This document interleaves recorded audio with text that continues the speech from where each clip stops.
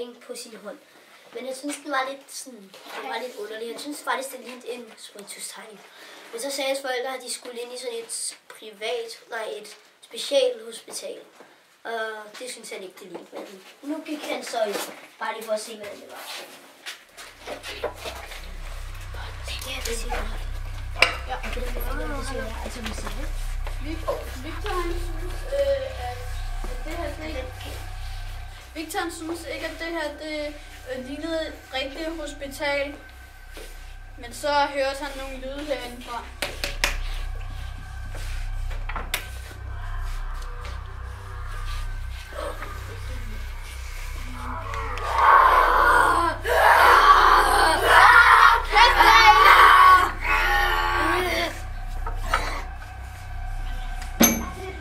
Det var bare rabiesbørnene. Dem skal I ikke tage af.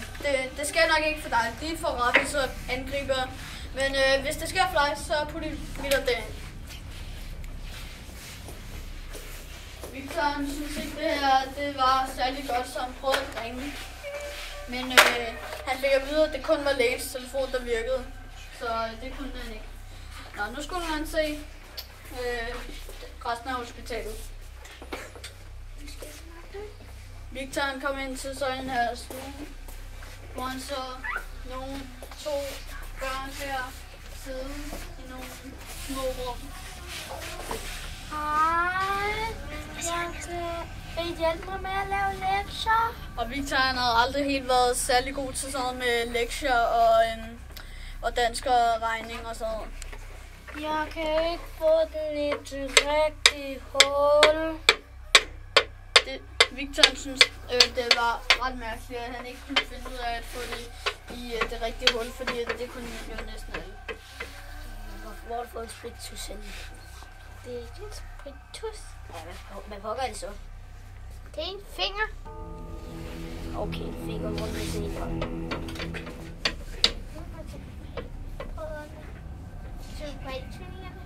Tak for den skal du ikke have. Så fik Victor at vide, at det her i de 2 rum, det var psykopat-tvillingerne. Han hørte, at de blev fingre af folk, og, men de havde masker på, og den kunne de ikke tage af. Men de kunne alligevel ikke komme ud. Jeg siger det næste.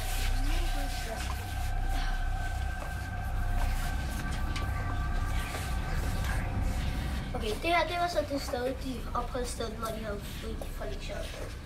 Så det var opholdsstedet, hvor de sådan sad og hyggede sig. Og så fik han at vide, at ham deroppe, det var ham, der holdt styr på alt sådan noget med, hvornår de var blevet syge og sådan noget. Og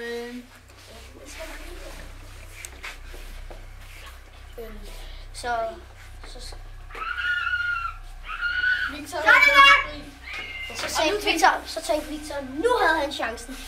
Og så skyndte han sig op, hvor det var med de her ting.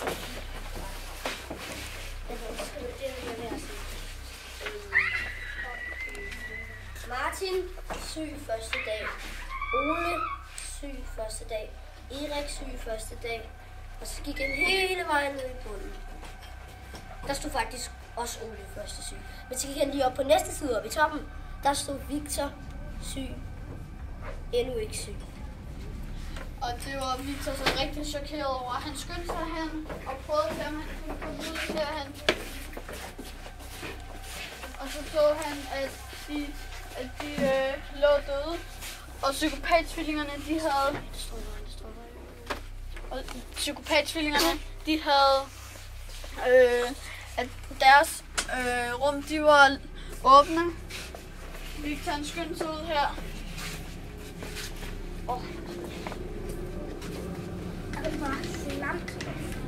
Så gik langt på telefonen. Han havde helt glemt, at det kun var lægens, der virkede. Det gik ud.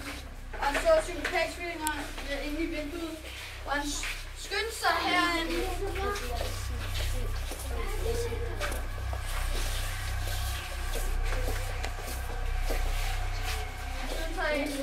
Der var tomt. Han tænkte nok, at det her det var lægens rum. Men der var sådan en dør, hvor der stod... Vi skal lige vente til alle.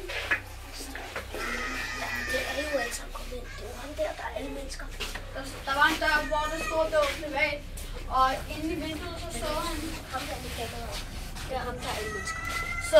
Så skyndte han så at sige, at se, at psykopattvillingerne, de dræbte en patient, og de blev fingrene af ham og så. Så han skyndte sig herind. Det må nok være lægens rum. Og der tænkte han, der kunne han ringe.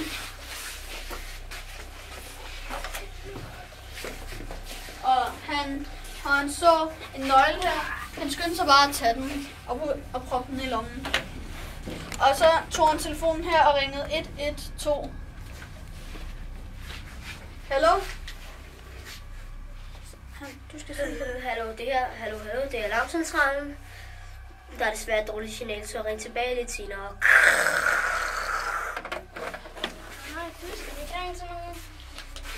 Så Victor lægen, og så råbte han, det er dig, der gør børnene syge. Er det rigtigt? Men jeg bliver nødt til at gøre andre børn syge, på grund af, at jeg kan gøre mine egne børn raske. Og så spurgte lægen om Victor han så ville lave en aftale om ham med hvis han sladrede, så måtte han hvis han ikke sladrede, så gjorde han ham ikke syg, men hvis han sladrede, så blev han nødt til at slå Victor ihjel. Og så spurgte lægen, om han så kunne lave en legeaftale med sine børn, og Victor han sagde bare sådan, ja, selvom han alligevel ikke ville, men han havde ikke chancen for andet lige nu. Victor skyndte sig ud her.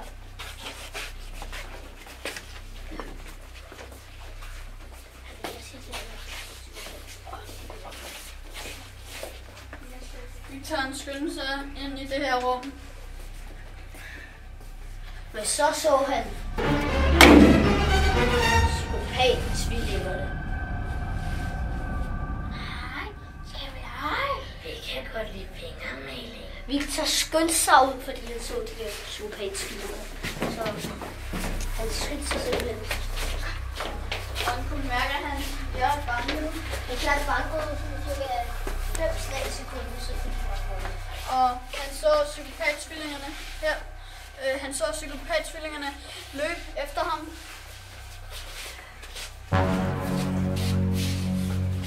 Nu for enden så han, at Victor faktisk en dør, som han troede var udvej. Så derfor skyndte han sig og låste den op. Han tog sin nøgle, som han havde taget, og så knirkede han den i, og døren den åbnede. Rabiesbørn.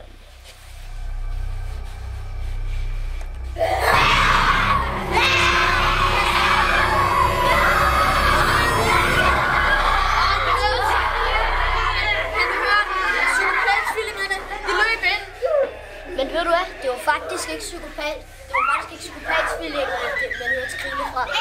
Det var rabiesbørnene.